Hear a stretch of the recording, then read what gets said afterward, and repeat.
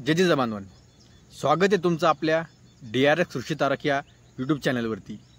आजचा व्हिडिओ बनवण्यामागचं कारण एकच अशी बाई आहे की जिच्यामुळं हिंदू धर्म आणि मराठा जात दोन्ही सुरक्षित आणि सेफ आहे असं त्यांचं म्हणणं आहे।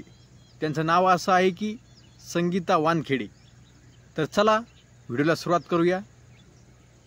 त्याआधी जे बांधव आपल्या चॅनलला नवीन असतील त्यांनी आपल्या चॅनलला सबस्क्राईब करा आणि आपला व्हिडिओ जास्तीत जास्त बांधवांपर्यंत शेअर करा।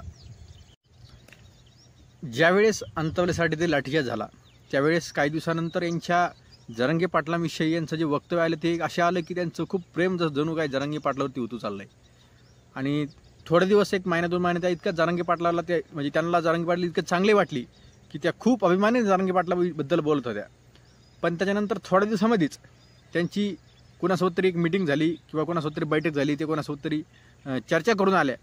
त्याच्यानंतर असं काय झालं, त्यांची भाषा, त्यांचे कपडे, त्यांचं रूप, त्यांचं चारित्र्य सगळंच बदललं आणि त्या अचानक त्यांचं हिंदुत्ववादी त्या झाल्या आणि अचानक त्यांना मराठा समाजाबद्दल त्यांना प्रेम झालं आणि त्या खूप मराठा समाजाचं त्यांनी मराठा आंदोलक झाल्या आणि सगळे मीडियावाले, सगळे चॅनलवाले सगळे त्यांच्या दारात येऊन बसायला लागले, त्यांच्या बाईट घ्यायला लागले, त्यांना विचारायला लागले, त्यांना प्रश्न विचारायला लागले।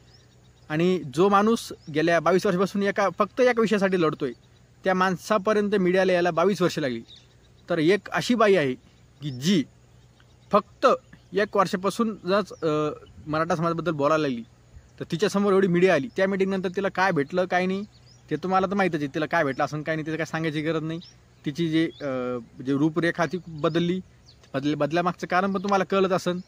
तर तिचं ते जे मीटिंग झाल्या तिच्या मालकासोबत, तर तिचं असं म्हणणं आहे मीडियावाले तिला असं दाखवतं की ती मराठा आंदोलन करती आहे। तर मला तुम्ही सांगा, ती जिथं राहती त्या ठिकाणच्या बांधवांनी सांगायचं किंवा तिथल्या आजूबाजूच्या दुसऱ्या एखाद्या जे लोक तिला ओळखतात किंवा तिला जे मानतात ते लोकांनी सांगायचं की तिनं मराठा समाजासाठी काय केलं। ती मराठा आंदोलक नेमकी कशाने झाली, तिच्यावरती एक गुन्हा आहे का? एक गुन्हा कधी तिने एक मोर्चा काढला का? कधी 4 लोक घेऊन कधी कलेक्टर ऑफिसला गेली, कधी मोर्चा घेऊन, कधी एक प्रश्नासाठी कधी कोणी आंदोलन केलं का? नुसतं कधी एका रूममध्ये कोपऱ्यामध्ये पडून राहायचं, ती मस्त तिथं खुर्ची टाकायची, पुढं मोबाईल लावून द्यायचा आणि दनादन जरांगे पाटलाला शिवाय द्यायच्या, त्या शरद पवारला शिवाय द्यायच्या। आम्हाला त्या शरद पवारचं घेणं देणं नाही, आम्हाला त्या सरकारचं कोणाचंच घेणं देणं नाही। आमचा विषय फक्त एकच आहे, मराठा आरक्षणाचा। हो विषय एकदा मार्गी लागला की मग आम्ही सगळं आपली सगळी पुढची पिढी सगळी मोकळी पुढच्या कामं करण्यासाठी। परंतु मराठा समाजाला आरक्षण मिळवण्यासाठी बाहेरचे लोक ते विरोध करतात, जे त्यांचं ठीक आहे, समजा ते त्यांचं बाहेरचे असल्यामुळे तर ठीक आहे।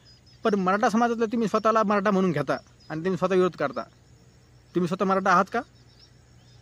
ही लाज्यास्पद ही गोष्ट आहे की तुम्ही स्वतःला मराठा म्हणून तुम्ही जर मराठा विरोध करत असाल तर ही खूप वेदनादायक गोष्ट आहे। म्हणजे तुम्ही मराठा समाजात येऊ शकत नाही, तुम्ही स्वतः मराठाच नाही।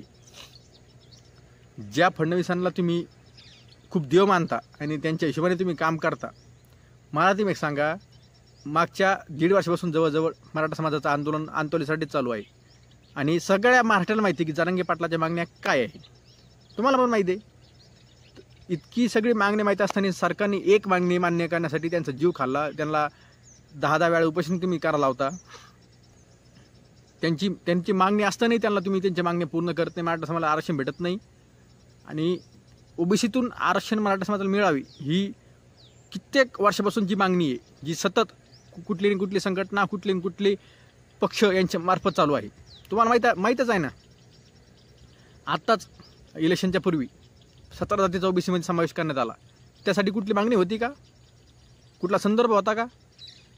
आरक्षण दिलं ना, मग मराठा समाजाला आरक्षण द्यायला काय अडचण आहे? तुम्ही तुमच्या मालकाकडून बोला, आम्हाला काही अडचण नाही, तुम्हाला त्यांच्याकडून काय घेते घ्या, ते तुम्हाला लकलाप। पण मराठा समाजासाठी तुम्ही आरक्षण मागू शकत नाही तुमच्या मालकाला। तुम्ही जर नुसतं घरी बसून जर तुम्ही बोलू शकता तर तुम्ही मराठा समाजासाठी तुम्ही नेमके केलं काय? तुम्ही त्यांच्याकडून मीटिंग करता सरकारसोबत, तुम्ही त्यांना भेटायला जाता, तुमच्या रात्री तिथं तुमच्या मीटिंग होतात। तुमच्याच कॉलनीमधले एक शिंदे म्हणून एक ॲडव्होकेट आहेत, त्यांनी मला तुमच्या रातचे 2 वाजताचे त्यांनी मला 2-3 व्हिडिओ पाठवले आणि अजूनही काही पोरावर ते पाठवणार आहेत। आता ह्या व्हिडिओमध्ये जर पाठवलं तर हा व्हिडिओ खूप लांबा होईल, त्याच्यामुळे मी हा व्हिडिओ पण टाकणार नाही, पण दुसरा एक सेपरेट व्हिडिओ करून जर तुमची कंडिशन जर तुम्ही सुधारलीच नाही तर मी ते टाकणारच तो व्हिडिओ। आणि याच्या आतापर्यंत तुम्हाला एक स्त्री म्हणून हा मान सन्मान मिळत होता, तुम्हाला कोणीच बोलत नव्हतं। मराठा समाजात हा खूप सुसंस्कृत समाज आहे। आया बहिणी माता माऊली यांची जीवाच्या पलीकडं आपण सन्मान करतो. परंतु काही लोक असे आहे की त्यांना ते महिला या म्हणजे या गोष्टीची त्यांना काही किंमत नाही आणि ते त्याचा गैरवापर करून प्रसिद्धीसाठी ते इतके हपापले असतात की ते बघत सुद्धा नाही, की मागं पुढं बघत नाही की नेमकी आपण कोणाबद्दल बोलतोय. जरांगे पाटील हे काय कुठले म्हणजे काय बॉम्ब गेम काही तयार करताय का महाराष्ट्रामध्ये, की तुम्ही त्यांना लगेच मुसलमानाचं लगेच तुम्ही त्यांना हेडक्वार्टरचं पद देऊन टाकले. ज्यावेळेस मालवणमध्ये शिवाजी महाराजचा पुतळा कोसळला त्यावेळेस तुम्ही एक ब्र शब्द काढत नाही हो. तुम्हाला लय हिंदुत्व तुम्हाला असं वाटतंय ना, मराठा समाज का हिंदुत्वामध्ये येत नाही का? तुम्ही त्याबद्दल कधी एक शब्द कधी तुम्ही काढणार नाही. हां, आणि ते मौलाना जर काय भेटले असतील तो एक माणुसकीचा धर्म आहे. तुम्ही त्यांची भाषा ऐका, त्यांच्या आंतरशाळेतील भाषण ऐका, ते काय बोलले ते तुम्ही ते ऐकणार नाही. फक्त मुसलमान आहे म्हणून तुम्ही त्याला टार्गेट करणार. आणि जे स्वतःला हिंदुत्ववादी म्हणून घेत आहेत त्यांची सगळे कुठे तुम्हाला माहीत असताना तुम्हाला ते जमतात. अमृता फडणवीस सोबत रियाज चालतो. सगळे आशिषाला सगळे मुस्लिम सगळे हिंदुत्ववादी नेते भाजपचे सगळे मुसलमानाच्या धर्मगुरूच्या भेटी घेऊन त्यांच्याकडून फतवा काढून मस्जिदीत जाऊन चादर चढून ते जर तुम्हाला जमतात. स्वतः योगी आदित्यनाथ जाता हो तिथं धडग्यावरती चादर चढवायला ते तुम्हाला चालतात. परंतु तुम्हाला टार्गेट फक्त जरांगे पाटलालाच करायचं आहे.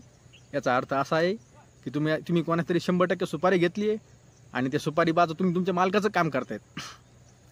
तुम्हाला समाजाचं काही घेणं नाही आहे. तुमची समाजासाठी 1% काही मला तुम्हाला सांगा तुमची मागणी काय समाजासाठी?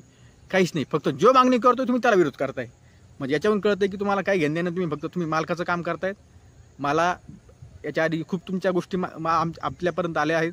आम्हाला त्याच्यात जायचं नाही. जर तुम्ही आता तुम्हाला संधी आहे सुधारायची, तुम्ही जर नाही सुधारल्या तुम्हाला तुमच्याच भाषेमध्ये उत्तर देण्यात येईल आणि आता तुमची गय केली जाणार नाही. तुम्ही जर खरंच मराठा समाजात असाल तर समाजासाठी तुम्ही आरक्षणासाठी लढा.